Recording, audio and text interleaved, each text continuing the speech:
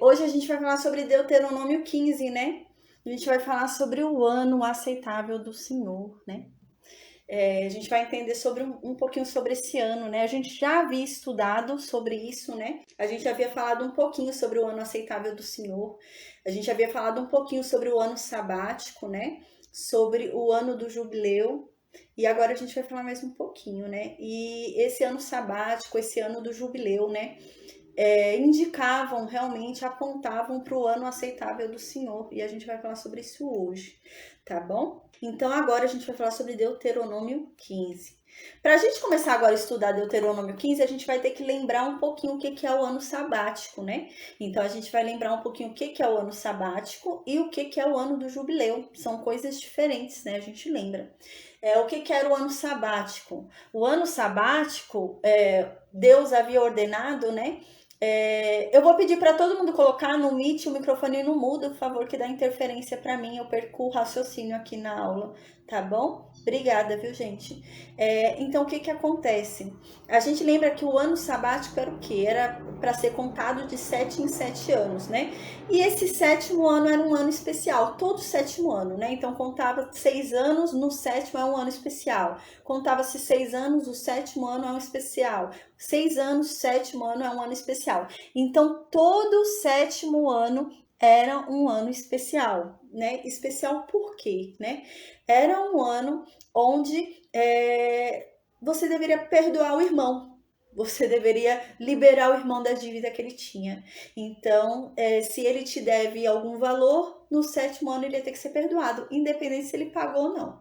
Mas você tinha que perdoar ele. E a gente vai entender por quê. A gente vai ler Provérbios hoje, vai ler alguns capítulos do Novo Testamento e tem toda a lógica nisso, né? Porque você tinha que perdoar mesmo que a pessoa, né, ainda estivesse te devendo.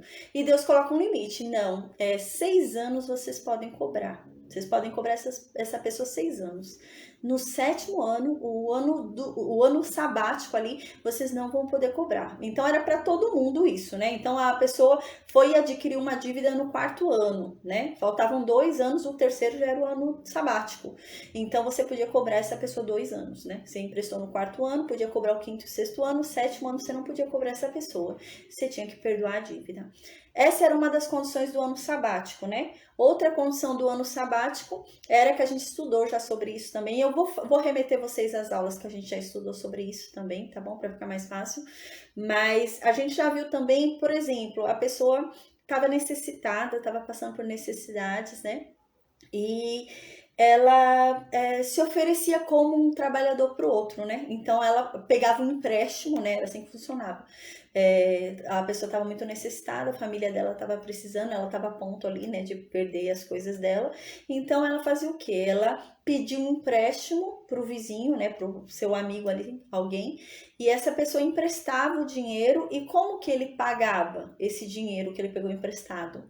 Trabalhando. Então ele trabalhava para a pessoa, né? Ele servia a pessoa.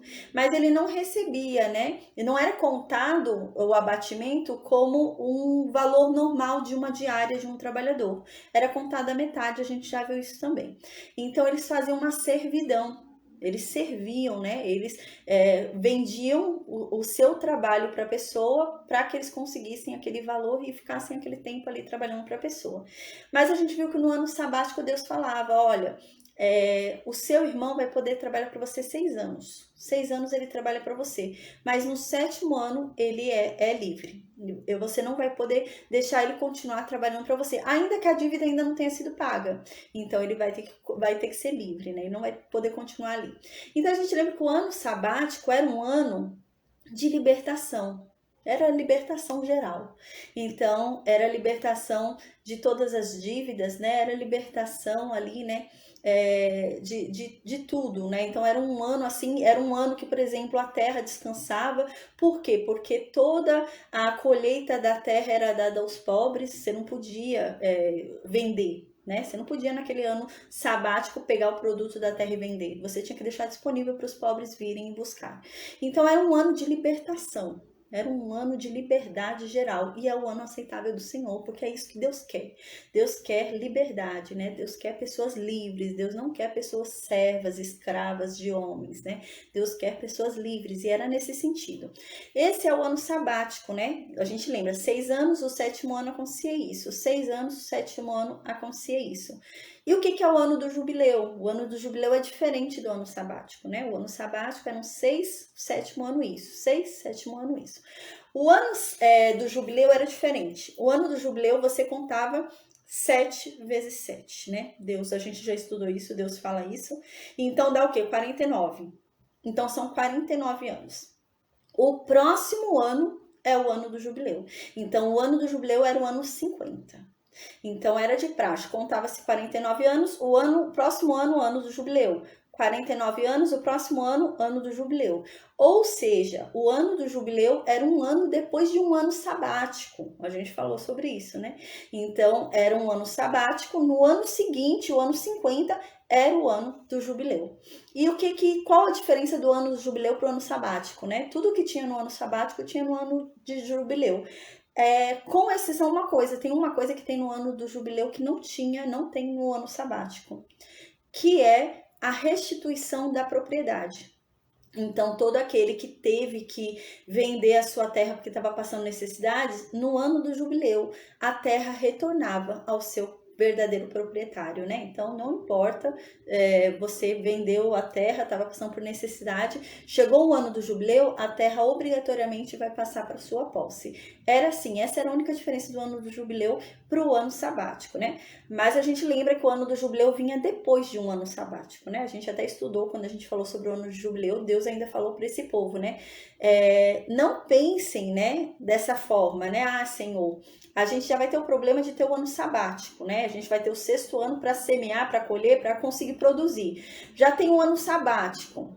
Aí a gente não vai conseguir, a gente não pode semear, não pode colocar semente na terra no ano sabático, não pode podar, né, a colheita para que dê mais, a uva para que dê mais, né, não pode podar.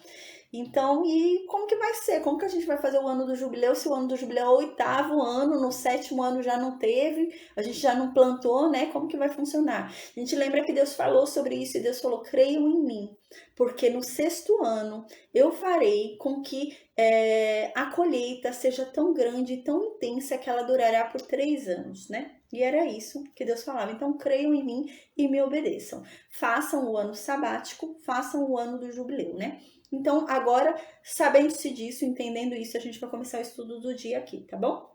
Então, a gente vai falar um pouquinho, rever um pouquinho o que a gente já falou.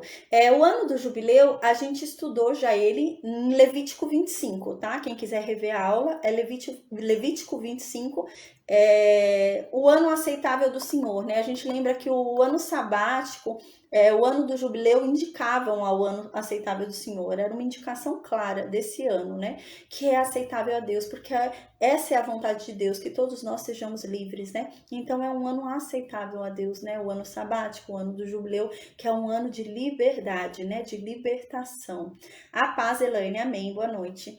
Então, onde a gente encontra o ano aceitável do Senhor, que era uma indicação clara sobre isso? É Lucas 4,19, fala sobre o ano aceitável do Senhor, que é a indicação o ano do jubileu, né? O ano sabático era uma indicação clara ao ano aceitável do Senhor. A gente lembra que tudo que está no Antigo Testamento era sombra do Novo Testamento. Então, eles traziam uma mensagem obscura sobre uma verdade que ainda seria revelada. Então, as mensagens do Antigo Testamento não são a mensagem pronta, não é a mensagem pronta, não é a mensagem já feita, né? Mas é a sombra da mensagem que seria liberada. Então, elas não são a mensagem, né? É como, por exemplo, você está num lugar, né? Você vê lá a sombra de um gato, de um animal, né? Você não tá vendo direito ali a sombra. Pode ser maior a sombra do que ele realmente é, menor, né? Você não tá vendo direito. Mas você consegue ter uma ideia, né? Você consegue ter uma ideia que ali há um bicho, alguma coisa, né? Mas não é a verdade, né? Aquilo é uma sombra, né? Então, era isso. O Antigo Testamento era uma sombra de uma verdade que seria revelada através de Cristo. Então, o próprio Cristo disse isso, né? A escritura inteira fala acerca de mim. Então, aqui também falava acerca de Cristo. Tudo fala, tudo na escritura fala acerca de Cristo. Testemunha acerca de Cristo, né? Então, amém. Então, agora a gente vai começar aqui a leitura, tá bom? A paz, boa noite, Rita, Cláudia, Muriá, né? Sueli, Maria, né? A Raquel estão no Meet. Tem pessoas também no Facebook, eu consegui ver só a Elaine, mas tem mais gente. A paz, boa noite a todos, tá bom? No Instagram, no YouTube, amém. Então agora a gente vai começar aqui a estudar, tá bom? Deuteronômio capítulo 15. Diz assim no versículo 1: ao fim de cada 7 anos farás remissão, né? O que é remissão? O que é remir, né? É perdoar a dívida. É liberar perdão, né? Então, a cada 7 anos, você vai liberar perdão. A gente estudou já sobre isso, tá? A gente vai... Amém, Alex. A paz, boa noite. A gente vai falar um pouco mais agora, mas para quem quiser ver também sobre o que a gente está falando, é só você abrir... Obrigada, Raquel. É só você abrir as aulas de Êxodo 21, tá? Você encontra no Instagram, no Facebook, no YouTube. Êxodo 23 também tem nas 3 plataformas. E Levítico 25. A gente falou um pouquinho sobre isso. Agora a gente vai falar de novo sobre o ano sabático. Aqui tá falando sobre o ano sabático, que é esse ano que eu acabei de explicar, né? Que passa 6 anos, o 7º ano é o ano sabático. Passa 6 anos, 7º ano, o ano sabático. Passa 6 anos, 7º ano, ano sabático, né? E o ano do jubileu é diferente, são 49 anos. O 50º é o ano de jubileu. 49 anos, né? 7 vezes 7. O 50º ano, o ano do jubileu. E aqui não, no versículo 1 está falando sobre o ano sabático, não é o ano do jubileu. O ano do jubileu é aquele que é o 50º ano. Não é isso que está sendo falado aqui, não está sendo falado do ano do jubileu. Né? Então, eu estou fazendo bastante diferenciação para vocês entenderem. O ano do jubileu não cai no ano sabático. Como eu acabei de dizer, tinha um ano sabático, no ano seguinte ao ano sabático era o ano do jubileu. Aqui não, está sendo falado sobre o ano sabático. Então diz claramente, ao fim de cada 7 anos, você vai perdoar a dívida, ou seja, é o ano sabático, o ano do perdão, né? O ano aceitável ao Senhor, o ano do perdão, da libertação, né? Da liberdade. Esse é o ano aceitável ao Senhor. Então no versículo 2, Moisés continua relembrando esse povo. A gente lembra que assim, Deuteronômio é o livro da releitura da lei, né? Então, o que está em Deuteronômio é a lei. Isso daqui que a gente está lendo agora é a lei, era a lei. A lei, a aliança da lei consistia nisso também. A aliança da lei era assim, olha, você emprestou algo para alguém, passou 6 anos, né? A pessoa não te pagou, no 7º ano você era obrigado a perdoar, você tinha que liberar aquela pessoa daquela dívida, né? Isso era parte da lei, gente. Não eram só os 10 mandamentos, tá? Isso também era a aliança da lei, tá? Então, o livro de Deuteronômio é a releitura da lei, né? A lei que já foi dada para a geração que morreu no deserto. Agora Moisés está indo morrer, está subindo já no monte, está perto da morte dele, então ele resolveu orientar o povo. Então ele está lendo tudo de novo, a lei, né? Então isso que a gente está lendo aqui em Deuteronômio, que a gente está lendo desde o início de Deuteronômio, é a lei. A gente está lendo toda a lei de novo. E agora aqui, o ano do jubileu, o ano sabático, eram obrigações da lei. Você não tinha escolha, né? Você ficaria 6 anos ali cobrando a sua dívida. No 7º ano você tinha que perdoar. Você era obrigado a perdoar, porque era a lei. Isso era a lei. Fazia parte da aliança da lei. Então você tinha que perdoar aquele que te devia, né? E a gente já vai entender por quê. Tinha uma lógica para isso, né? A gente já vai estudar sobre isso. Então aqui no versículo 2 diz, né? Este, pois, é o modo da remissão, né? Como é que vocês vão fazer esse perdão? Então agora Moisés começa a explicar o que Deus falou para ele, né? Isso daqui não é coisa inventada por Moisés, né? Da cabeça de Moisés, mas foi tudo que Deus disse para ele lá no Monte Sinai, né? Quando ele desceu com aquelas 2 tábuas, né? Deus não falou 40 dias e 40 noites, só os 10 mandamentos, não. Deus falou os 40 dias e 40 noites, os 10 mandamentos e todos os estatutos e todos os juízos, que são todas essas leis que a gente está estudando aqui, né? Então não foram só as 2 tábuas com 10 mandamentos, ele não ia ficar 40 dias e 40 noites só para isso. Então Deus falou uma lei muito extensa. A lei consistia em mais de 600 ordenanças, né? E é isso daqui faz parte da lei. Então diz aqui no versículo 2, Moisés falou, e é dessa forma que vocês vão fazer o perdão. É dessa forma que vocês vão cumprir o ano sabático. Como?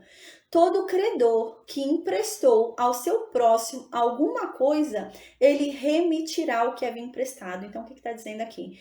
Toda aquela pessoa que emprestou algo para alguém, ele vai perdoar a pessoa que não pagou a dívida, né? Seja lá o que for que você tenha emprestado. Eu emprestei um boi e a pessoa não me devolveu o boi. Chegou o ano sabático, eu tenho que perdoar. Eu vou ficar sem meu boi. Era isso, eu vou ficar sem meu boi. É o ano sabático, né? Eu perdoo. Então, eu emprestei dinheiro. Chegou o ano sabático e a pessoa não me devolveu. Eu vou perdoar essa pessoa, seja o que for que você tivesse emprestado. Chegou o ano sabático, você era obrigado a perdoar aquela pessoa, né? Era isso.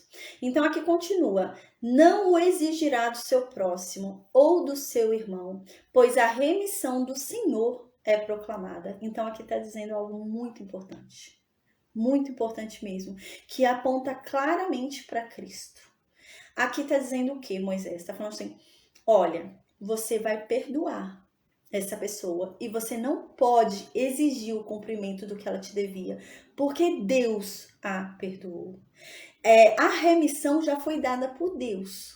Quem é você para não perdoar, se Deus já perdoou? É isso que Moisés está dizendo aqui. Então entendam, a remissão já foi dada por Deus. O perdão para essa pessoa já foi dado, já foi lançado para ela no ano sabático. Então você não pode falar não, porque Deus já falou sim. Então você tem que liberar essa pessoa e não pode cobrar isso dessa pessoa, porque Deus já perdoou, né? Então era nesse sentido. Em Colossenses, né? Eu não vou ler, mas em Colossenses capítulo 2, versículo 14, fala sobre isso, né? Fala que Jesus cancelou o escrito da dívida que pesava sobre nós. E é nesse sentido. Deus aqui está fazendo isso. É uma indicação clara ao que Cristo ia fazer, né? E fez hoje. Era uma indicação clara que Deus estava dando perdão. É isso que Moisés está falando. Olha, Deus está dando perdão e você tem que perdoar e acabou. Não vai exigir aquilo que Deus já perdoou, né? Deus já perdoou aquela dívida. E é nesse sentido aqui também. Jesus já cancelou o escrito da dívida que havia sobre nós. Então não há mais dívida porque Deus já nos perdoou. Então não há o que cobrar. Deus já nos perdoou, né? Então é nesse sentido. Então não há cobrança, né? Nós já renascemos e somos uma nova criatura. Já não há mais os erros do passado. Então não há mais cobrança, né? Não há mais nenhum escrito lá, né, de dívida minha. A dívida já foi paga, né? Então é isso, né? Aqui era isso também. Deus já considerou a dívida paga, já considerou a dívida perdoada. Então não venha cobrar, porque Deus está considerando a dívida paga. E hoje é a mesma coisa em Cristo. É um apontamento claro a isso, né? Que se cumpriu em Cristo. Aí no versículo 3, Moisés continua explicando, né? Como que vai funcionar esse ano sabático. Esse ano sabático, ele funcionava para o israelita. Israelita mesmo, né? Não era quem se converteu e é estrangeiro tá lá no meio, não. Era israelita descendente de Abraão. Não é descendente de Abraão? Não é descendente de Jacó? Não é. Então, era quem realmente era israelita. Alcançava esse ano sabático. Mas e o estrangeiro? Não. O estrangeiro você podia cobrar dívida. Chegou o ano sabático, a dívida continua em aberto com o estrangeiro.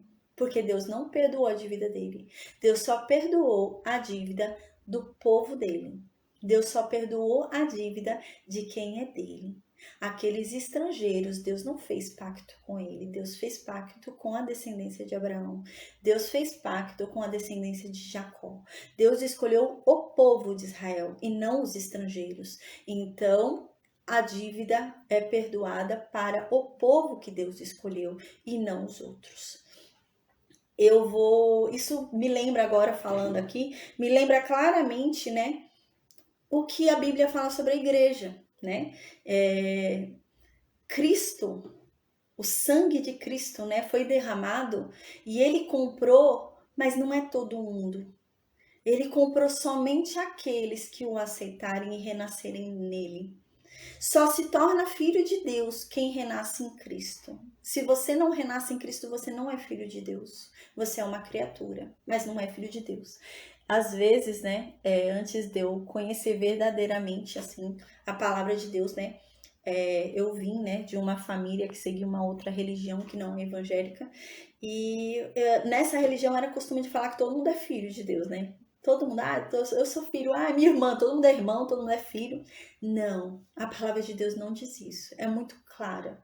Jesus Cristo só comprou quem aceitou o seu sangue. Quem não aceitou o sangue de Cristo não foi comprado e Cristo não reivindica por essa pessoa. E é por isso que essas almas que não aceitarem a Cristo, não renascerem em Cristo, vão ser lançadas num lago de fogo. Porque Cristo não vai reivindicar essas almas. E é isso que a palavra de Deus diz, a Bíblia diz isso. Cristo, ele só reivindica por quem ele comprou. Ele não comprou todo mundo. Às vezes a gente ouve dizerem, né? O sangue de Cristo comprou todo mundo. Não, não comprou todo mundo, não. O sangue de Cristo comprou a igreja. Só a igreja. Não foi todo mundo. Então, quem não é igreja, né? Então, o que é ser igreja, né? É o conjunto de membros do corpo de Cristo, né? Mas, assim, quem não é um membro do corpo de Cristo não faz parte da igreja. Então, se a pessoa não renasceu, não aceitou a Cristo, ela não faz parte da igreja e ela não é filho de Deus. Ela é uma criatura, ela é criatura, criação de Deus. Mas ela não se tornou filho, porque só uma forma de se tornar filho é pela herança que Jesus Cristo nos deixou. Mas se eu não aceito a Cristo, eu não recebo a herança. Eu preciso aceitar ele para que eu receba a herança e me torne, né? Porque quando eu aceito a ele, eu me torno dele, né? Eu me torno filha dele, né? Eu me torno filiada a ele, né? E aí eu faço parte da herança. Mas enquanto eu não receber ele, enquanto eu não aceitá-lo, eu não tenho conexão com ele, né? Então, é nesse sentido. Então, lembra claramente isso, né? Esse versículo 3, né? Agora, eu lendo, bem claramente a minha mente isso. Que Deus fala isso, né? Na aliança da lei, Deus falou isso. Falou, olha, no ano sabático, eu vou perdoar qualquer dívida que seja do israelita, porque eles são o meu povo, foi com eles que eu fiz aliança, eu separei eles para serem o meu povo, a minha nação, então eu perdoo eles, o meu perdão alcança eles, mas o meu perdão não alcança o estrangeiro, porque eu não fiz aliança com o estrangeiro, eu não selecionei o estrangeiro como meu povo, né? Eu não fiz pacto com o estrangeiro, eu fiz pacto com Israel, né? E é nesse mesmo sentido, Jesus Cristo fez pacto com a igreja. Jesus Cristo fez aliança com a igreja, né? Jesus Cristo não fez aliança com quem não é da igreja, né? Então não é todo mundo, como a gente tem o costume de achar, né? Então aqui, né? A gente viu isso também. Deixa eu ver o que eu anotei aqui. Eu anotei uma coisa também importante aqui, no versículo 3, né? Não alcançava o estrangeiro. Inclusive, o próprio Deus diz, não é que o povo cobrava porque queria, né? O próprio Deus diz na lei, a gente vai ver isso em Deuteronômio 23. O próprio Deus diz na lei, vocês podem e devem, né? Não é só podem, vocês devem cobrar do estrangeiro, né? No ano sabático não alcança o estrangeiro, o ano do jubileu não alcança o estrangeiro, né? E vocês devem cobrar dele sim a dívida, e inclusive com juros. Né? Então Deus ainda fala isso, com juros, né? Com relação ao povo de Israel, a gente vai ver que Deus fala, você pode emprestar, mas jamais cobrem juros. Jamais cobre juros do teu povo. Jamais queira ganhar em cima do teu povo, né? Mas do estrangeiro cobra, você deve cobrar. Né? Então, você não pode, você deve, né? É uma obrigação. Então, no versículo 4, continua, diz assim... Moisés relembrando a lei, fala ali para o povo reunido, né? E fala assim, dessa forma não vai haver pobre entre vocês. Se vocês não começarem a usurpar uns aos outros, né? Não quererem ganhar em cima do outro, né? Se dar bem à custa do outro, nunca vai ter pobre entre vocês dessa forma. Vocês vão se ajudar, né? Então, dessa forma, vocês nunca vão passar miséria, né? Desde que vocês se ajudem, né?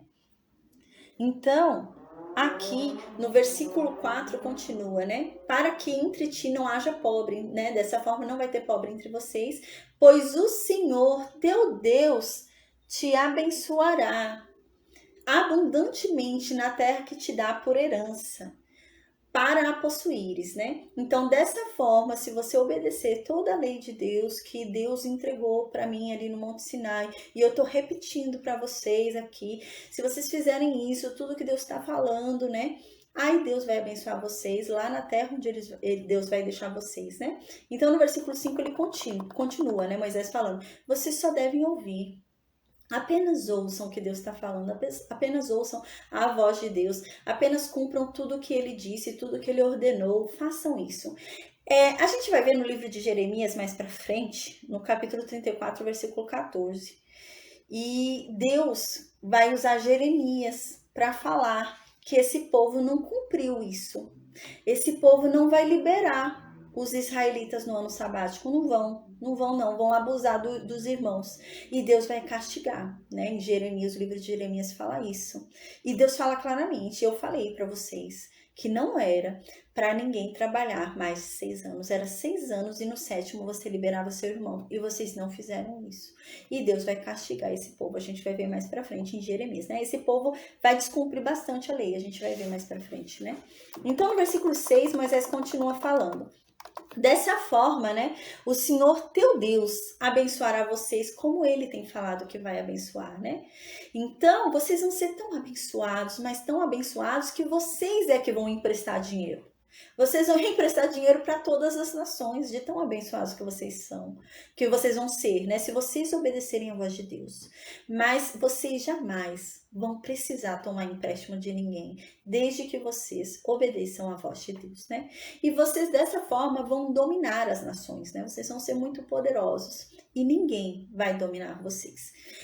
Em Provérbios 22:7 diz algo interessante sobre isso. Diz assim: o rico domina sobre o pobre, e o que toma emprestado é servo do que empresta. Então tem toda a lógica quando você lê esse provérbio, né? Tem toda a lógica. Deus tem instituído esse ano sabático, né? E fala, olha, independente se seu irmão pagou ou não a dívida que ele tinha, você tem que perdoá-lo, né? Você precisa perdoá-lo, porque eu perdoei, então perdoe. E aqui fala claramente, em Provérbio 22:7, fala que aquele que pega emprestado, enquanto ele não quita aquele empréstimo que ele pegou emprestado, ele se torna escravo daquele que o emprestou. E é isso, né? Deus queria dizer, eu libertei esse povo lá do Egito para me servir, mas não para ser mais escravo e nem servo de homem algum. Então eu não permito que passe 6 anos e a pessoa continue devendo, então a dívida vai ser perdoada. Porque eu perdoei, porque eu quero vocês livres, eu não quero vocês escravos de homens. E a gente vai ver isso no Novo Testamento também, né? No Novo Testamento também é falado isso, né? Paulo diz isso, que Cristo nos libertou, né? E hoje nós somos livres. Então não sejamos escravos de homens. Né? Então tem muita gente que acaba virando escrava de homens, né? De doutrinas humanas, de homens ali. E não, Deus nos libertou, né? Cristo nos libertou, né? Então é nesse sentido. Eu ia falar mais alguma coisa, deixa eu ver se eu lembro. Era algo importante sobre esse trecho, deixa eu ver se eu lembro isso, meu Deus do céu. É muito importante. O que foi que eu ia falar, meu Deus? Vê agora, eu não anotei aqui. Eu sempre faço minhas anotações quando eu faço estudos do dia, mas às vezes vem algo na minha cabeça na hora, né? E veio enquanto eu falava. Deixa eu ver se eu lembro. Pois o Senhor teu Deus te abençoará como tem dito. Assim emprestará a muitas nações, mas não tomarás empréstimos. E dominarás muitas nações, porém elas não te dominarão. O rico domina sobre o pobre e o que toma... lembrei, gente, lembrei. Graças a Deus, lembrei. Tem uma carta, né? Isso apontava claramente para o Novo Testamento. Tem uma carta que Paulo escreve para Filemão. Graças a Deus eu lembrei. Tem uma carta que Paulo escreve para Filemão. E nessa carta, Paulo fala sobre o perdão. Sobre o perdão. E Filemão era um empresário muito rico, né? Tinha dinheiro, tudo, e ele tinha um escravo chamado Onésimo. E esse escravo Onésimo deu muito prejuízo para Filemão. Deu muito prejuízo. Era um escravo fujão. Deu um prejuízo do caramba para Filemão e fugiu. E Filemão estava chateado, estava com muita mágoa, com muito rancor por causa do prejuízo que Onésimo deu, né? Mas Onésimo se converteu. Onésimo se converteu a Deus pela pregação de Paulo. E Paulo viu que Onésimo era um homem muito usado por Deus. E Paulo fala para Filemão, Filemão, eu quero Onésimo, eu preciso dos trabalhos de Onésimo, mas eu preciso que você perdoe ele. porque eu sei que você ainda não o perdoou. E ele era seu escravo, realmente ele era seu escravo. Enquanto ele era seu escravo, ele era um inútil. Eu sei disso. Mas hoje ele se converteu. Hoje ele renasceu em Cristo. E ele é muito útil. Hoje ele se tornou muito útil, esse homem. Eu sei que ele te deve muito, né? Filemão, eu sei que ele te deve muito mesmo. Eu sei que a dívida dele é muito alta, né? Inclusive financeira. Ele te trouxe um grande prejuízo financeiro, né? Mas eu poderia chegar aqui para você, Filemão, e falar para você, olha, você tem que perdoar porque Cristo disse que tem que perdoar e acabou. Perdoa porque você é obrigado. Eu poderia falar isso, Filemão. Mas não. Eu prefiro chegar aqui diante de você e suplicar, falar sobre o amor. Que você perdoe a Onésimo, não por obrigação, não porque a lei está dizendo, não porque Cristo disse isso, não porque você é obrigado, mas porque você aprendeu a amar como Deus diz que nós temos que amar. Então, Filemão, se Onésimo ainda te deve alguma coisa, se Onésimo ainda te deve algum valor, põe na minha conta. Mas perdoa ele, libera ele, né? Libera ele, porque o que ele deve vai chegar até você. E isso era uma apontação, um apontamento claro. O que quer dizer aquela carta? A gente tem que perdoar não porque é obrigado, mas porque a gente tem que sentir amor pelo próximo. A gente tem que entender que aquela pessoa realmente errou muito, errou demais. Mas porque ela era outra pessoa, mas ela mudou. Ela se transformou em Cristo, né? E virou alguém diferente hoje. E eu tenho que perdoar ela, né? E era isso que Paulo estava falando. E então Paulo fala, olha, se ele ainda ficar te devendo alguma coisa, põe na minha conta. E o que isso indica claramente, né? Às vezes você perdoa alguém e essa pessoa continua te devendo, né? Às vezes você deve a pessoa, você perdoa a pessoa continua te devendo. Às vezes você perdoa a pessoa nem entende que estava errada, né? A pessoa não tá nem aí. Ah, tá bom, o problema é seu que tá me perdoando, não fiz nada, né? E a pessoa não reconhece. Às vezes você perdoa alguém que te desonrou, mas a honra não vem. A pessoa não te honra, né? E é isso que Paulo tá falando. Paulo tá falando, perdoe sem esperar nada em troca. Perdoe sem esperar que essa pessoa te retribua pelo teu perdão. Porque se você fizer isso, o que aquela pessoa te devia, a dívida dela, ao perdoá-la, vai passar para Cristo. E Cristo vai te dar. Cristo vai cumprir a dívida que era daquela pessoa. Então, por exemplo, né? Você perdoa alguém que te desonrou. Você fala, eu te perdoo, né? E a pessoa não tá entendendo que tá errado. A pessoa continua te desonrando. Mas você perdoou. Então, a honra que aquela pessoa devia te dar, você vai receber através de Cristo. Deus vai te honrar. Cristo vai te honrar. A pessoa ainda me deve tal dinheiro. Mas eu perdoo. E a pessoa não paga, mas eu perdoei. E eu não vou esperar que ela me pague, porque eu perdoei. O perdão é isso, é você não esperar que a pessoa retribua o que você está fazendo. Então eu perdoei e não vou esperar mais aquele dinheiro dela. Mas eu sei que esse dinheiro não vai me fazer falta. Porque Cristo assumiu a dívida que essa pessoa tinha comigo. E hoje esse dinheiro vai ser me dado por Cristo, né? Deus vai me dar esse dinheiro e não vai me fazer falta. E é isso, né? É isso, é a gente perdoar com essa convicção, né?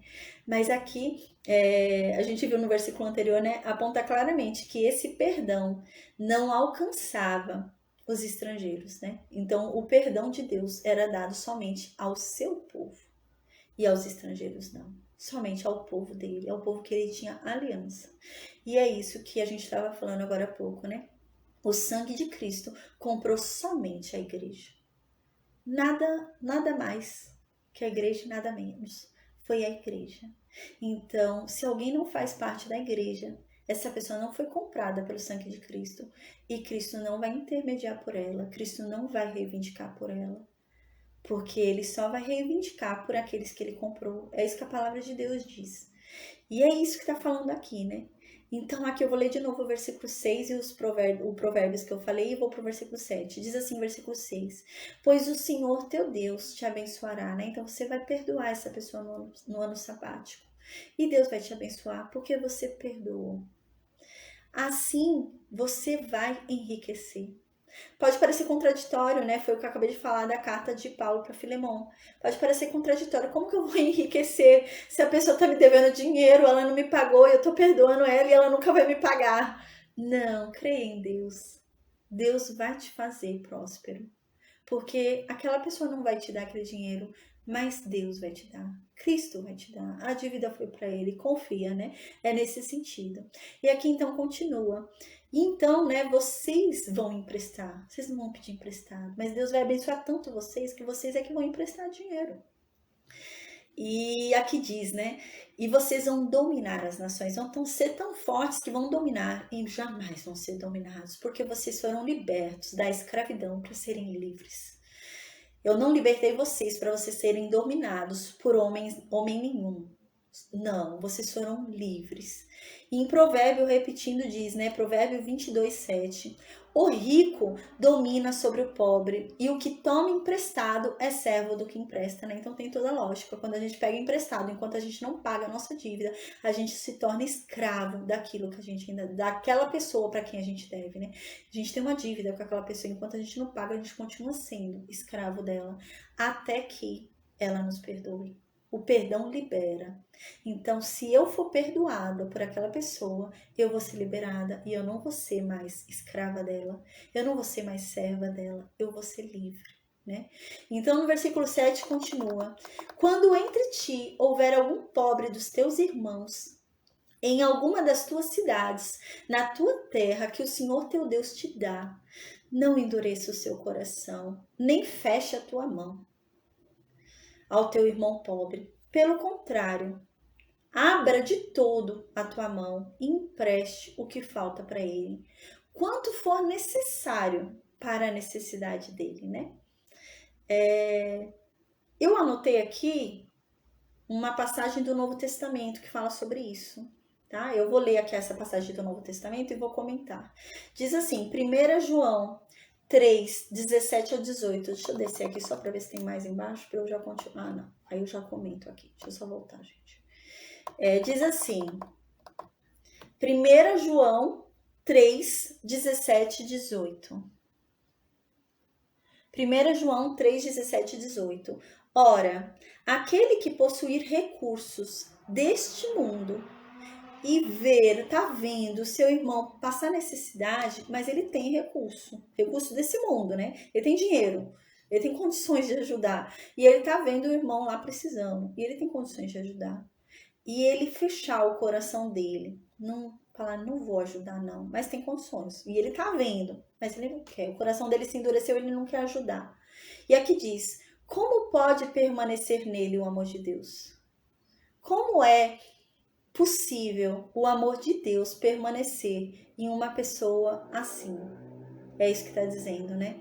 O amor de Deus não está num coração desses. Num coração que está endurecido diante de um necessitado, sendo que você tem condições de ajudá-lo. Ali não está o amor de Deus. Porque Deus, no lugar daquela pessoa, não teria feito daquela forma.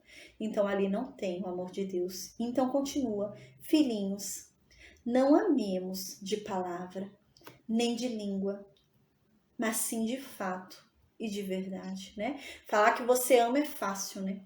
Então não diga, não fique falando, né? Ah, Deus te abençoe, ah, que Deus, né, que te ajude, né? Não, faça, né? Faça, ajude, né, no que for necessário. E é isso aqui, né, que tá falando no versículo 7 e 8, né? Ajude quem precisa, né? Não se endureça o coração. E no versículo 9, então, continua. Então Moisés fala, cuidado.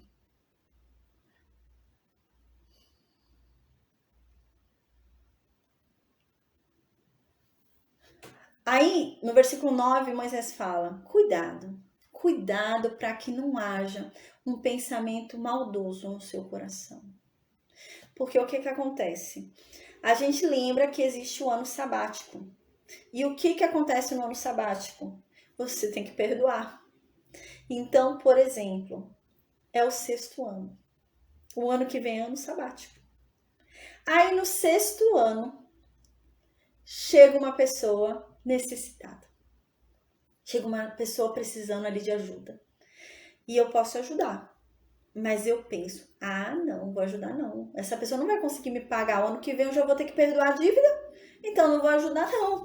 É isso que está falando no versículo 9. Cuidado. Cuidado para você não ter maldade no seu coração. Né? Não agir dessa forma. Cuidado. Então aqui ele fala, né? Cuidado para que não tenha um pensamento ruim no teu coração. E nem você venha dizer, né? Tá muito perto o sétimo ano, né? Tá muito perto o ano sabático. Tá muito perto o ano do perdão.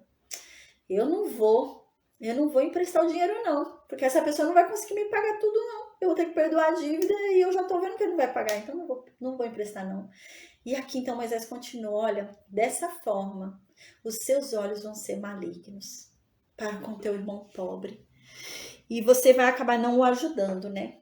Porém, se você não ajudá-lo, podendo e não fizer, e ele orar a Deus, saiba que Deus vai ouvi-lo e vai haver pecado em ti, porque Deus vai investigar, Deus vai atrás.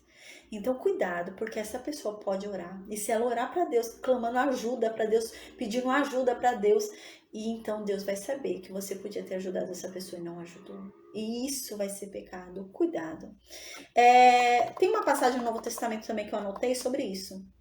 Lucas 6, 34 e 36 diz assim: e se você empresta para aquele de quem você espera receber, que é garantido que você vai receber, qual é a sua recompensa? Se você sabe que você vai receber. Também os pecadores emprestam aos pecadores para receberem, né? Outro tanto. Eles também fazem isso. Que diferença vocês são dos pecadores? Então aqui continua: amai, porém, os vossos inimigos. Fazei o bem e emprestai, sem esperar nenhum pagamento. Será grande o galardão de vocês, e vocês então serão filhos de Deus. Pois Deus é benigno, até para com os que são ingratos e maus. Imagina para quem o obedece, como Deus é bom. Portanto, sejam misericordiosos, como também Deus foi misericordioso com vocês. Então, no versículo 10, voltando para Moisés, né? É lindo, né? O que fala, o Novo Testamento é muito legal, né? O Antigo também, né? Mas o versículo 10 continua aqui falando Moisés, né? Ali para o povo, orientando o povo. Então Moisés fala, olha, livremente lhe darás e não seja maligno no teu coração. Dê sem ficar com cálculo. Dê sem pensar que o ano que vem você tem que perdoar. Não, dê sem esperar nada em troca. Mesmo que você olhe e fale, eu nunca vou receber esse dinheiro de volta. Dê. Se você tá vendo que a pessoa tá necessitada, dê. Não tenha um coração maligno, né? Então aqui continua.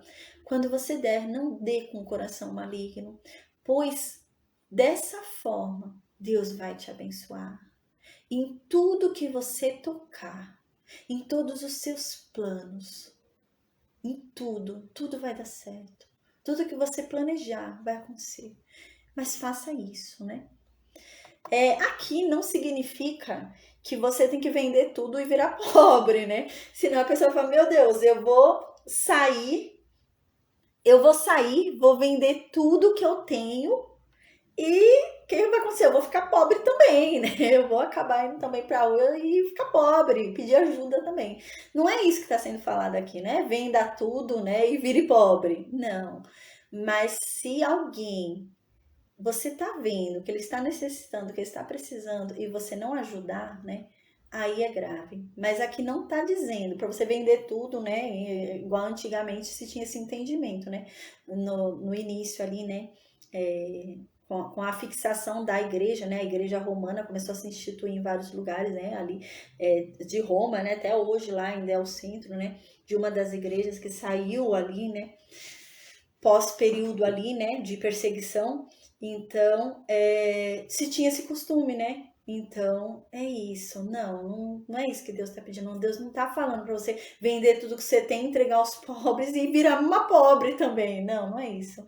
Mas quando tiver a oportunidade de você ajudar alguém que realmente necessita, ajude, né? Tem uma coisa interessante que eu anotei aqui, gente. Muito interessante. A gente deve ajudar os pobres não convertidos e os convertidos, é claro. Os não convertidos não é só ajuda financeira, mas a gente deve pregar as boas novas também, é claro. Mas a gente também deve ajudar os convertidos. Gente, no Novo Testamento, quando a gente for estudar, a gente vai ver. Houve um tempo ali em que uma das igrejas estava passando dificuldade financeira. E a outra igreja mandava recursos. Gente, imagina se hoje isso acontecesse. Igrejas não seriam fechadas, né? Uma igreja grande, aberta, né? Eu não gosto de falar muito igreja, né? Um templo, né? Um templo religioso aberto, grande ali, né? Tem templos muito grandes, gente. Aí uma igreja menorzinha ali tá passando dificuldade. Se aquele templo grande ajudasse aquela igreja pequena, gente, nenhuma igreja ia ser fechada. E era isso que eles faziam no Novo Testamento. No Novo Testamento houve uma época em que uma das igrejas abertas estava passando por dificuldade, estava para ser fechada. Aí uma igreja de um outro lugar que não tinha nada a ver com aquela igreja, era uma outra nação, outro lugar, começou a enviar recursos para sustentar a outra igreja. Então a gente não vê isso hoje, né? Mas isso era o que acontecia naquela época. Isso era o que acontecia no tempo dos apóstolos. Isso era o que acontecia no tempo da verdadeira igreja, quando surgiu a igreja. Era isso que acontecia. Uma igreja ajudava a outra, né? Então tem igrejas que têm um faturamento maior, né? Era o que aconteceu aqui no Novo Testamento. Tinha uma igreja que era muito grande e os fiéis ajudavam muito na igreja, né? Davam muitas ofertas, contribuições ali, e eles tinham muito dinheiro. Quando eles souberam que outra igreja de um outro lugar, longe dali, da região, estava passando por dificuldades, eles começaram a enviar os recursos para lá. A igreja, a própria instituição começou a enviar os recursos para outra, né? Então, hoje, infelizmente, a gente não vê isso. A gente vê igrejas tão grandes, né, enormes, né, com tanto faturamento, né, e elas podiam ajudar igrejas menores que estão passando por dificuldades para não serem fechadas, mas não acontece, infelizmente. A gente vê até uma certa concorrência, né, infelizmente, mas não era isso que acontecia, não era assim que funcionava, né, antigamente não era desse jeito.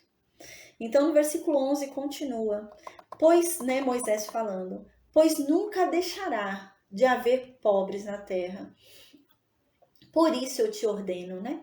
Livremente abrirás a mão para o teu irmão, para o necessitado, para o pobre na tua terra. Aqui não há contradição, né? Porque lá para cima, Moisés havia falado, né? Que Deus havia falado, entregando a lei ali, que dessa forma não haveria pobre entre eles, né?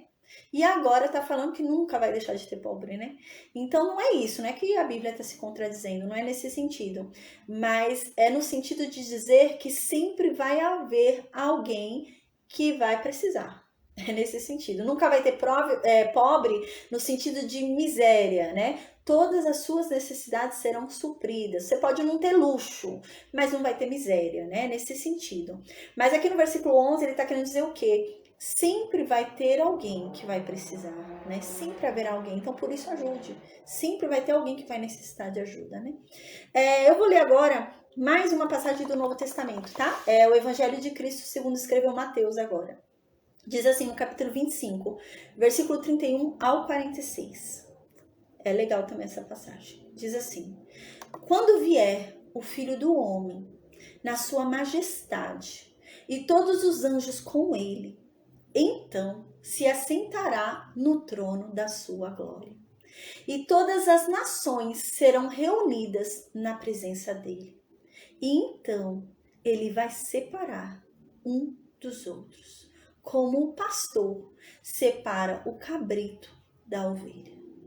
Então ele vai colocar as ovelhas à direita dele, mas os cabritos ele vai colocar à esquerda. Então, vai dizer ele, né? Aos que estiverem à sua direita, venham, vocês são benditos do meu Pai. Entrem na posse do reino que já está preparado para vocês. Desde lá a fundação do mundo, venham entrar nesse reino. E aqui continua, né? Porque a verdade é que eu tive fome e vocês me deram de comer. A verdade é que eu tive sede e vocês me deram o que beber. Eu fui forasteiro, mas vocês me hospedaram. Eu estava nu, mas vocês me vestiram. Eu estava doente e vocês me visitaram. Eu fui preso e vocês foram me ver. Então, os justos vão perguntar para ele, né? Mas, Senhor, quando foi que a gente te viu com fome?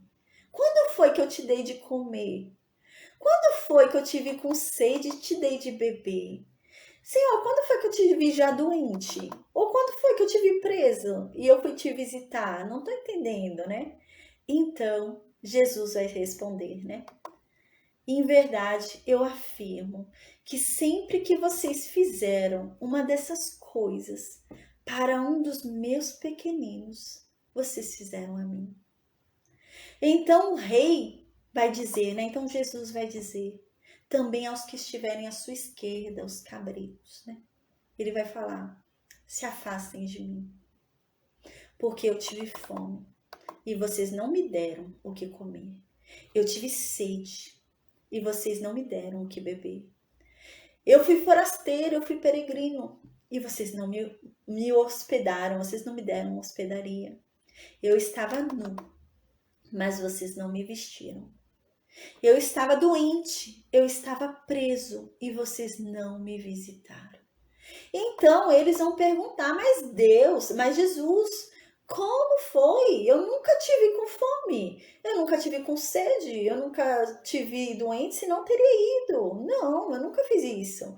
Então Jesus vai responder: em verdade eu digo para vocês que sempre que vocês deixaram de fazer a uma dessas pessoas isso, vocês a mim deixaram de fazer. E então irão estes para o castigo eterno, porém os justos irão para a vida eterna, né? Então, é isso, amém. Eu tinha pensado uma outra coisa também enquanto eu estava lendo, deixa eu ver se eu lembro. Eu não anotei, mas às vezes a gente vai estudando aqui, lendo, né? E o Espírito Santo vem falando com a gente, surge uma outra coisa aqui, né? E eu veio uma outra observação, deixa eu ver se eu lembro. Não para necessitar, quando vier o Filho do Homem na sua majestade, os anjos.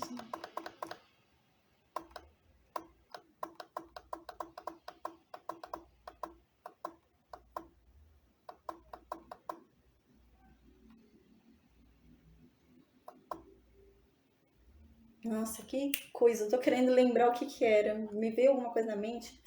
Deixa eu tentar ler aqui de novo rapidinho, gente, pra ver se me volta aqui a mente. Ai, meu Deus, amém. Quando vier o Filho do Homem na sua majestade e todos os anjos com ele, então se sentará no trono da sua glória e todas as nações serão reunidas em sua presença. E ele separará um dos outros, como o pastor separa dos cabritos as ovelhas, e porá as ovelhas à sua direita, mas os cabritos à esquerda. Então dirá o rei aos que estiverem à sua direita: Vinde, benditos de meu Pai, entrai na posse do reino que vos está preparado desde a fundação que eu tive fome.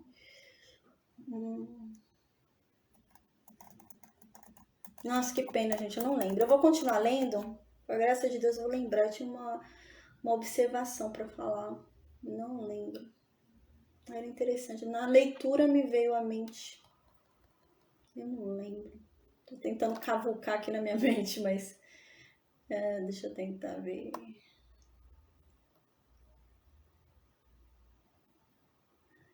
Não lembro. Mas amém, né? Deu para entender aqui, amém. Que Deus me faça lembrar, né? Até ao término da aula de hoje. Amém. Então, né? Continuando aqui no versículo 12, né? Continuando aqui no versículo 12, diz assim, né? Moisés continua falando aqui. Quando um de teus irmãos, hebreu ou hebreia, te for vendido 6 anos, servir-te-á, mas no 7º o despedirás forro, né? Então aqui é o que a gente havia visto em Êxodo 21 e Levítico 25. É o ano sabático, né? Chegou o 7º ano, você tem que liberar, né? Aquele que se vendeu, né? A gente lembra, a gente já falou sobre isso em Êxodo 21, Êxodo 23 também, se eu não me engano, e Levítico 25, né?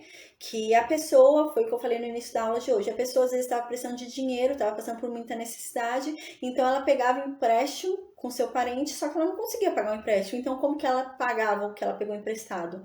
Trabalhando. Então, ela pagava ali com serviços, né? Então ela ficava ali trabalhando para aquela pessoa. E aqui está dizendo, não, você vai trabalhar 6 anos, no 7º ano, independente se ele já pagou a dívida ou não, ele tem que ser liberto, né? Porque Deus não tirou da escravidão para que agora os israelitas ficassem servindo a homens, né? Então, se ele ainda ficasse ali servindo a homens, né, ele continuaria escravo. E não foi para isso que Deus nos libertou, mas foi para a liberdade, né? E é o que o Novo Testamento fala, nós hoje fomos libertos para a liberdade e não para sermos escravos de homens, né? Então agora, no versículo 13, continua. E quando você despedi-lo, né, não deixará ir vazio, né? Então, quando você deixar o seu servo livre, né, no ano sabático, ele tem que ter liberdade, no ano do jubileu também era assim, a gente lembra, né? Então, ele tem que ser liberto, mas ele não vai de mão abanando, não. Você vai dar uns presentinhos para ele, né? Não vai deixar ele sair com uma mão na frente e outra atrás. Não, dê alguns presentes para ele e a gente vai ver. Então, o versículo 14 diz, né? Dê para ele liberalmente, não é para ele pagar de volta, não. Não é um empréstimo para ele depois pagar o que você está dando, não. É para você dar. Dá realmente. Dê para ele, né? Parte do seu rebanho, pega alguma coisa do teu rebanho e dê para ele, né? Dê da tua eira, do teu lagar, né? Dê lá das suas terras, né? Da sua plantação, dê para ele algumas partes, não deixe ele ir sem nada, né? Ele está saindo da escravidão agora, dê para ele algo para ele se sustentar, né? Então aqui diz, dê para ele tudo daquilo, né? Parte de tudo aquilo que Deus já te abençoou, né? Deus já te abençoou tanto, né? Então divida a benção que você já recebeu, né? Entregue um pouco do outro da benção que você tem recebido, né? Então, no versículo 15, Moisés continua dizendo: lembrar-te-ás de que foste servo na terra do Egito e de que o Senhor teu Deus te remiu, pelo que hoje isso te ordeno, né? Então, façam isso, porque vocês devem se lembrar que, na verdade, vocês um dia já foram escravos. Vocês um dia já foram servos.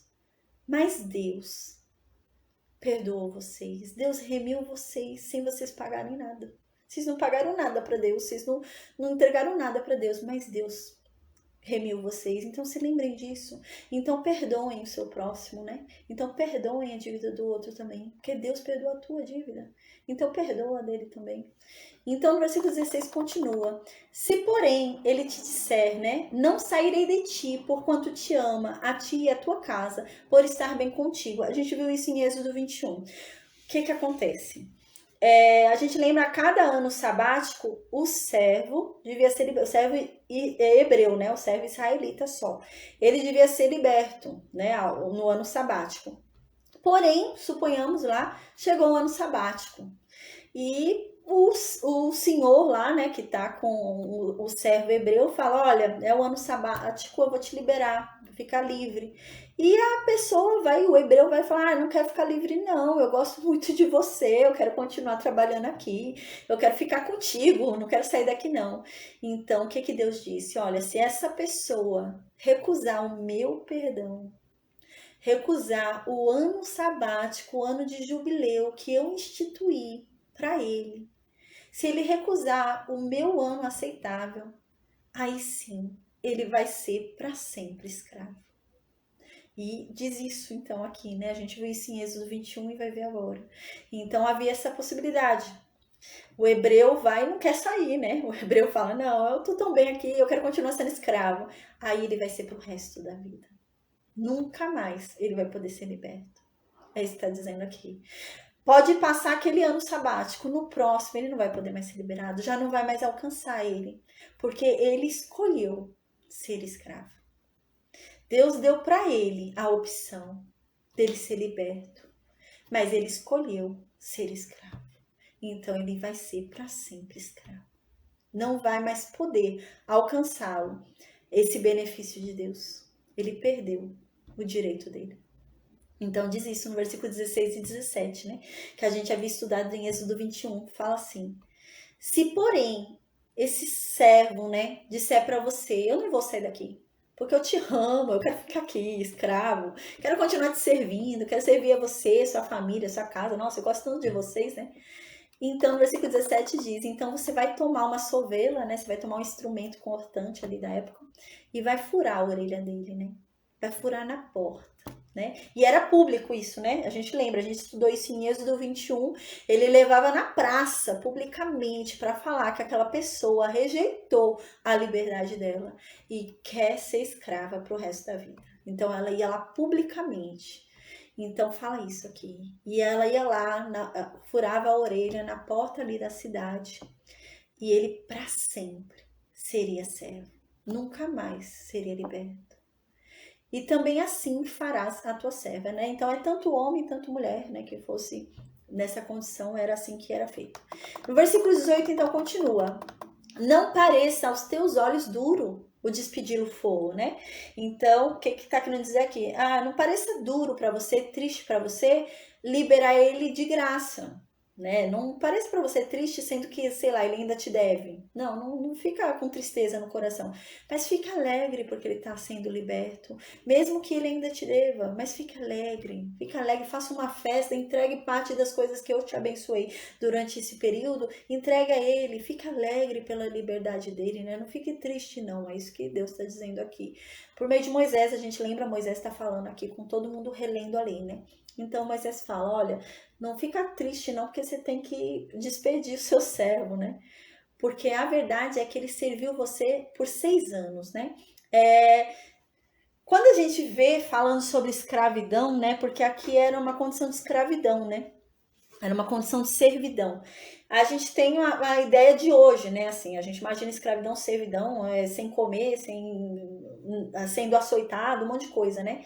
Mas não, essa escravidão que Deus estava falando aqui era uma servidão, né? Onde eles tinham direito ali a meio pagamento de um trabalhador diário, né? Então a pessoa que trabalha diariamente tinha o direito a tal valor e eles tinham direito a metade daquele valor, né? Então era apurada ali, metade daquele valor era descontado da dívida dele, apurando aquela metade daquele valor. E então, né? E eles tinham direito à refeição, gente. Eles eram bem tratados, né? Não podia bater neles, a gente já estudou sobre isso. Não podia bater, não podia açoitar, não podia fazer nada disso, não. Então era diferente, não era como a gente tem em mente, né? Não, era diferente. E aqui então ele diz isso, né? Ó, não fica triste não, porque você tem que despedir livremente seu servo, né? Porque a verdade ele ficou 6 anos trabalhando para você por metade do salário do jornaleiro, né? O que é o jornaleiro? Não é quem vende jornal, né? Hoje a gente conhece o jornal.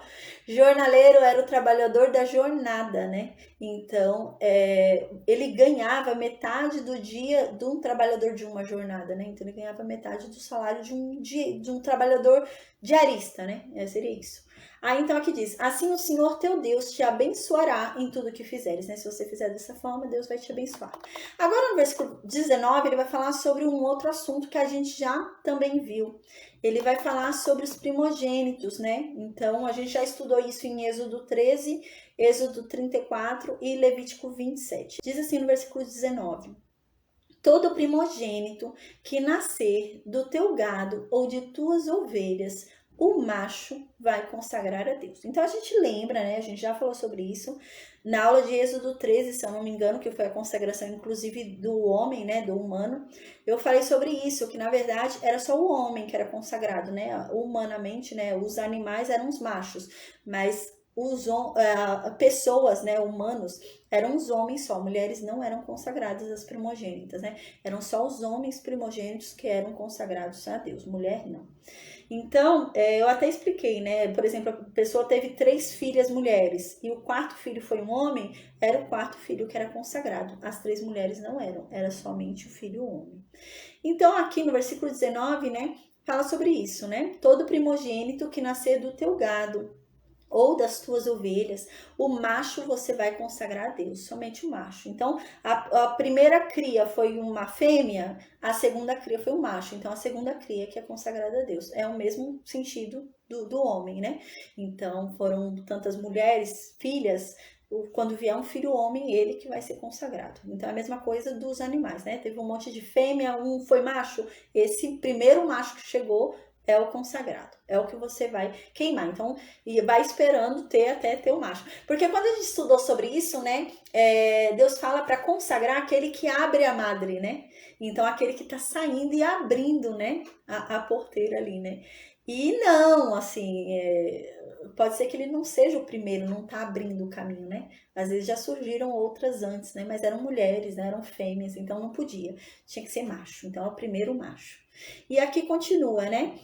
Com o primogênito do teu gado não trabalharás. Ou seja, por exemplo, a gente lembra que eles usavam o boi para arar, né? Eu expliquei isso já em uma aula, eu não lembro qual aula que foi, mas faz um tempinho. Eu acho que foi em Jó. Como que funcionava, né? Eu acho que foi sobre em Jó, que eu falei sobre o jugo, né? Eu acho que eu expliquei em Jó. Tinha os bois, pegavam 2 bois, colocavam o jugo nas costas do boi e tinha que ser um jugo igual, né? Por quê? Porque os bois tinham que ficar ali na mesma altura, senão eles não iam arar direito o campo, ia ser muito pesado para um dos bois, então tinha que ser um jugo igual, não podia ser desigual. Então era um jugo igual ali, e ali levavam um equipamento ali, né? E ali eles iam arando, né? O campo, né? Eles iam preparando o campo. Não é igual hoje que a gente vê, por exemplo, em fazendas, né? Aqueles equipamentos grandes, né? Que vão abrindo buracos assim, né? Para você depois passar com a semente, jogar a semente. Ou até a própria máquina faz isso, né? Nessa época não. Nessa época era assim. Os bois vinham com jugo e tinha um agulhão e eles iam passando assim na terra e aquele agulhão ia entrando na terra e ia abrindo um buraco ali, né? E naquele buraco que era aberto ia jogando a semente e depois fechava os buracos. E é isso que está falando aqui. O animal é um primogênito e todo primogênito macho é consagrado a Deus. Então você não vai usar ele para trabalhar. Então você não vai pegar ele e colocar um jugo nas costas dele. Não, porque ele é de Deus. Então você não vai pegar esse animal para criar benefício próprio, né? Para ter benefício próprio, para trabalhar para você. Não, não pode. É isso que está falando aqui. E nem tosquiarás o primogênito das tuas ovelhas, né? Então o que que era? Eles cortavam, né? Aquela lã da ovelha, né? Aquele pelo dela, né? Então não pode. É o primogênito das ovelhas, você não pode tirar, não pode ali tosquiar, né? Não pode. Então, no versículo 20, continua. Comeloás perante o Senhor, tu e a tua casa, de ano em ano, no lugar que o Senhor escolher. Aqui ele está falando de novo sobre o que a gente estudou na aula passada, né? Ele está falando aqui sobre Deuteronômio 12 e Deuteronômio 14. Ele está repetindo, né? A gente lembra, na aula passada a gente falou como funcionava o dízimo, né? Então eles pegavam o dízimo e entregavam lá no lugar onde Deus escolheu vai escolher, né? Que a gente está falando de Moisés, então Deus ainda vai escolher no tempo de Josué, onde vai ser o lugar onde vai ficar a arca, que vai ser Siló, né? Primeiro é Siló. Aí, quando chegar lá, aí sim a gente lembra, eles levavam dízimo uma vez por ano numa festa, né? Eles iam uma grande festa, levavam dízimo uma vez por ano, dízimo anual, né? Do ano inteiro. E quando eles levavam esse dízimo do ano inteiro, eles podiam sentar e comer, participar daquilo que eles haviam levado, podiam comer daquele dízimo que eles levaram. A gente viu isso na aula passada. E aqui tá falando sobre isso, né? Então, olha, não use o primogênito dos teus animais para trabalhar com ele. Não, ele é de Deus e vai ficar reservado para Deus. Não raspe, né? A lã das ovelhas, né?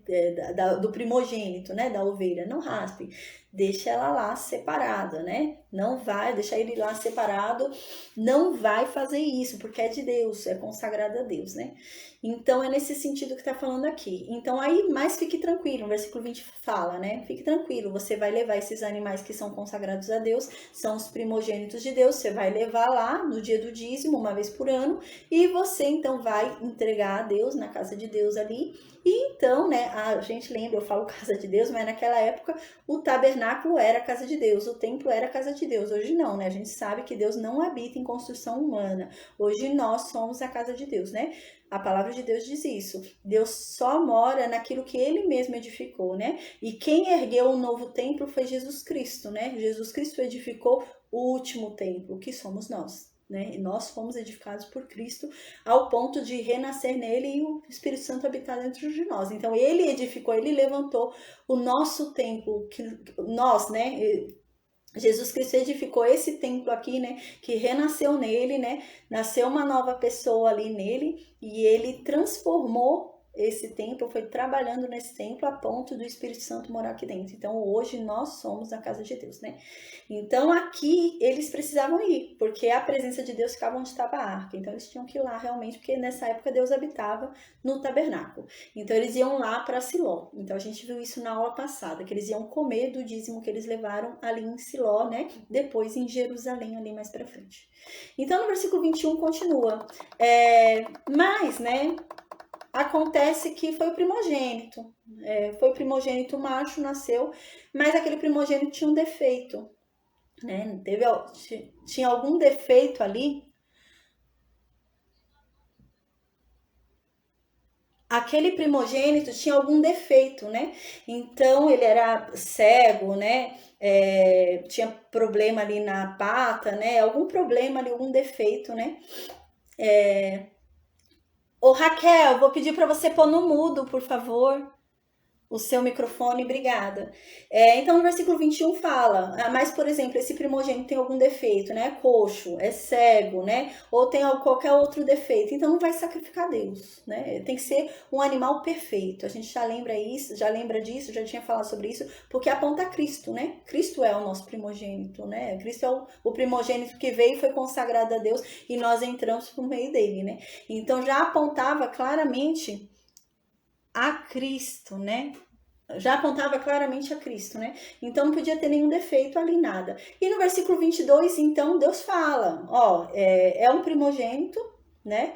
Mas ele tem defeito, então vocês não vão me entregar ele porque ele tem defeito. Mas vocês podem comer, porque vocês não podem consagrar ele a mim. Vocês não podem vir entregar ele aqui no meu altar, né? Mas vocês podem comer ele. Quer comer aí na casa de vocês? Pode. Não precisa vir na minha presença, porque ele já não me pertence, porque ele tem defeito, né? Para mim, para ser consagrado a mim, tem que ser um primogênito perfeito, tem que ser perfeito, né? Então, aqui no versículo 22, Deus fala isso, né? Por meio de Moisés relembrando a lei para todo aquele povo. Moisés fala, acontece que você foi ver lá, o primogênito é doente, tem algum problema, né? Então não vai levar esse primogênito lá para casa, né? Lá para Siló, né? Não vai levar lá para o tabernáculo, não. Pode comer ele, fica na tua casa, come ele, não tem problema. E o imundo e o limpo pode comer, o puro e o impuro pode comer, porque não é mais consagrado, porque é imperfeito. E para ser consagrado a Deus precisa ser perfeito. Então, pode comer. E até quem está impuro pode comer, porque não é mais coisa sagrada, né? A gente viu isso em Levítico, do capítulo 11 até o capítulo 15, né? Que a pessoa impura, ela não podia participar do alimento sagrado, né? Então, por exemplo, a oferta pacífica, que você participa, o impuro não podia participar. Esse dízimo que eles vão à presença do Senhor comer, uma pessoa que estivesse em situação de impureza não podia participar, né? A pessoa não podia comer ali. Então, aqui Deus está falando, não, esse animal pode comer o impuro, porque ele não é mais consagrado a mim, ele tem defeito, né? Ele é imperfeito, então já não serve para mim, tem que ser perfeito. E no versículo 23, né? Então, finaliza a aula de hoje, glória a Deus. Diz assim, somente o seu sangue não comerás, sobre a terra o derramarás como água. A gente já havia falado sobre isso, né? Então, o sangue não é para comer desse animal. Então, o animal tem algum defeito, é cego, coxo, tem algum defeito ali, né? Então, não vai trazer para mim, porque não é mais consagrado a mim, é imperfeito, então não quero esse animal, mas pode comer. Só não bebam e não comam o sangue desse animal. Cortem bem, tirem todo o sangue, derramem o sangue na terra ali, né? A gente lembra, né, que eu falei isso uma dessas aulas recentes agora. Quando Deus fala que para cortar o animal, o sangue cair na terra, não era para ficar exposto o sangue. A gente viu isso em Levítico 17, se eu não me engano. O sangue não podia ficar exposto na terra. Por quê? Porque era um costume comum ali entre os pagãos deixar um sangue exposto para os deuses ali deles, né? Principalmente deus de caça. Eles caçavam animal, cortavam e deixavam o sangue exposto para um deus pagão vir, né, e se alimentar daquele sangue. Então, para evitar esse tipo de coisa, né, então Deus já fala, vocês vão derramar o sangue como se fosse água, vai jorrar ali na terra, mas vocês vão pegar a terra e vão cobrir aquele sangue. A gente viu isso em Levítico 17. Tá bom, gente? Então, hoje a gente vai finalizar aqui a aula. Amém. Glória a Deus.